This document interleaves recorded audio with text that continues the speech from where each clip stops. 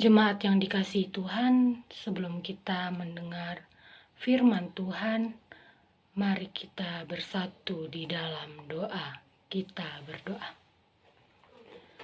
Terima kasih Bapa di dalam surga buat segala penyertaan Tuhan yang masih boleh kami rasakan hingga pada saat ini. Terima kasih Tuhan buat setiap nafas kehidupan. Tuhan Yesus, sebentar kami akan mendengarkan sebagian daripada firman-Mu. Kiranya firman itu dapat berbuah, berakar dan bertumbuh di dalam kehidupan kami masing-masing. Berkati kami Tuhan di dalam setiap aktivitas kami. Di dalam Kristus Yesus kami berdoa dan mengucapkan puji syukur. Amin. Bapak, Ibu, saudara-saudari yang terkasih di dalam Kristus Yesus, nats yang menjadi perenungan buat kita pada pagi hari ini tertulis di dalam 1 Timotius pasalnya yang pertama ayat yang kelima. Saya akan bacakan untuk kita semuanya. Tujuan nasihat itu ialah kasih yang timbul dari hati yang suci, dari hati nurani yang murni, dan dari iman yang tulus ikhlas. Jemaat yang terkasih, mungkin di dalam setiap kehidupan kita pada saat ini, kita seringkali menerima nasihat dari orang lain, ataupun mungkin kita adalah sebagai pelaku dari pemberi nasihat tersebut. Seringkali orang meminta nasihat ataupun pendapat kepada kita. Lalu bagaimana cara kita menyampaikan nasihat tersebut kepada orang lain itu?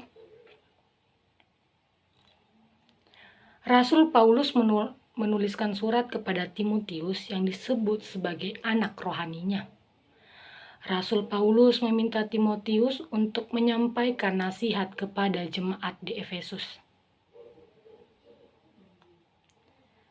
Ini disebabkan oleh adanya ajaran-ajaran lain selain ajaran kekristenan yang telah dirangkul, yang telah dimainkan, yang telah dianut oleh bangsa Efesus itu sendiri.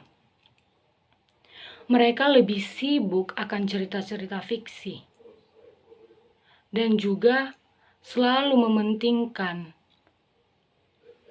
turunan, yaitu silsilah mereka sendiri.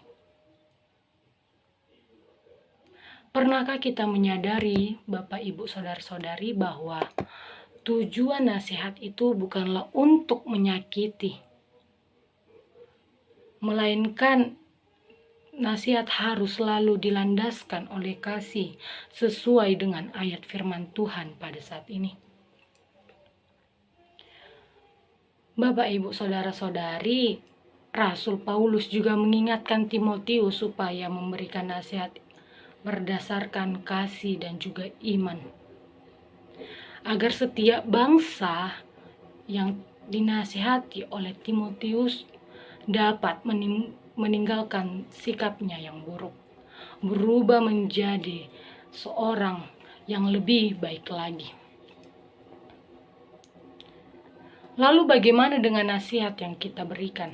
Apakah itu diterima baik oleh orang tersebut atau malah ditolak oleh mereka?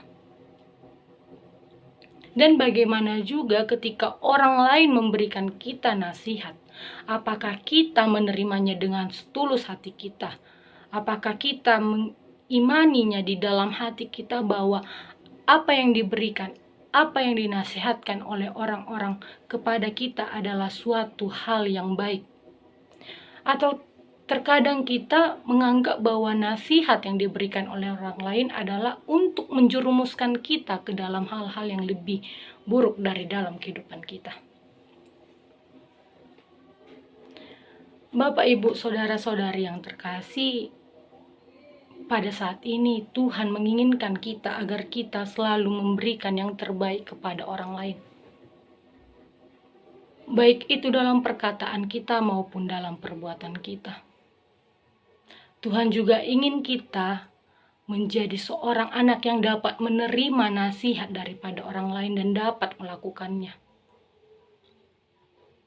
Nasihat bukanlah suatu ilmu pengetahuan, namun nasihat adalah suatu ajakan untuk mengajak kita merubah sifat kita menjadi seorang yang lebih baik lagi.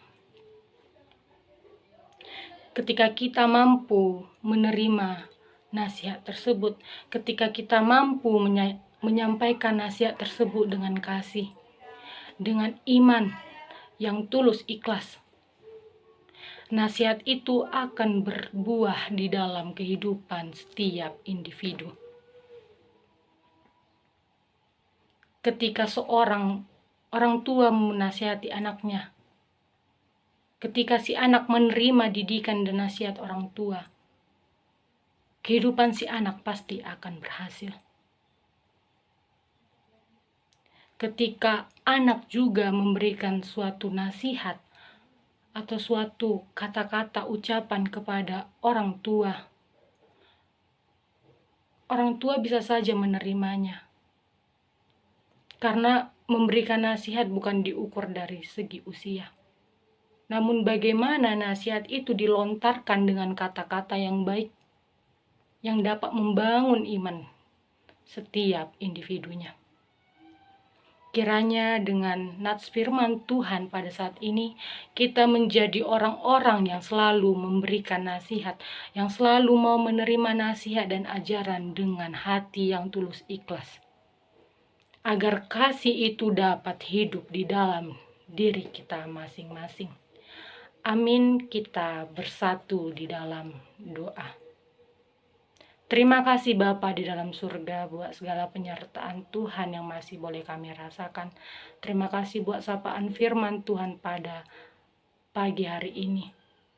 Kiranya kami menjadi seorang pelaku, menjadi penerima nasihat yang baik agar kehidupan kami kelak dapat turut dengan firman Tuhan. Di dalam Kristus Yesus kami berdoa dan mengucapkan syukur. Amin. Kasih karunia dari Tuhan Yesus Kristus serta kasih setia Allah Bapa dan persekutuan Roh Kudus memberkati dan menyertai kamu sekalian hari ini, esok, dan sampai selama-lamanya. Amin.